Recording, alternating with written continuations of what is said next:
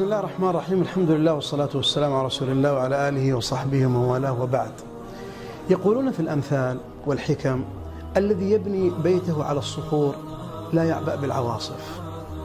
وهذا الكلام صحيح وينطبق على الحياة الزوجية. عندما تبني حياتك منذ البداية بطريقة قوية ومتينة لن تعبأ بإذن الله بكثير من المواقف التي تمر عليك لتعيق سعادتك الزوجية. إذا أردت سعادة حقيقية وأن يكون بينكم توافق زواجي، ابدأ بداية صحيحة، وهذه ستمنع عنك مشاكل كثيرة، بل وستمنع حادثة دائما نسمعها وهي قضية الطلاق وانفصال الزوجين. ولذا البداية الحقيقية أن تكون لك معايير صحيحة لاختيار الطرف الآخر. ما هي معاييرك؟ الشريعة ذكرت 4 معايير، وثمة معايير مجتمعية ينبغي الإنسان أيضا أن يعتني بها حتى يكون هناك نوع من التوافق. لكن قضيتان اعتنى بها الشريعة، أو 3 قضايا بالأحرى، وهي الدين والأخلاق في الرجل والدين في المرأة. قال بعد أن ذكر معايير اختيار الزوجة: فاظفر بذات الدين تربت يداك.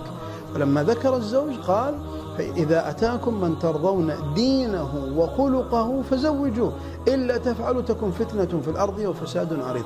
إذا لدينا هاتين القضيتين إذا جمعت، وهي قضية الدين والأخلاق، معياران مهمان وخطان أحمران ينبغي الإنسان ألا يتجاوزها. ودعك من قول بعض الناس أنه سيتحسن بعد ذلك. لا، الشجرة التي تكون من أولها معوجة يصعب تغييرها، وخاصة في الجانب الأخلاقي. قد يتحسن الإنسان في الجانب الديني، لكن في الجانب الأخلاقي يحتاج إلى معاناة كبيرة حتى يتحسن. لهذا ابدأ منذ البداية في قضية الاختيار الموفق، بأن يكون الشخص الذي أمامك متدينا، أي حريصا على الفرائض مبتعدا عن المحرمات، وأن يكون لديه جانب خلقي في حسن التعامل والتواصل مع الطرف الآخر والكلمة الطيبة وغيرها من الأشياء التي لا تخفى عليك. أحسن البداية تكن النهاية مشرقة، ومن كانت بدايته مشرقة أو محرقة كانت نهايته مشرقة. وفقني الله وإياكم لكل خير، وصلى الله وسلم على نبينا محمد.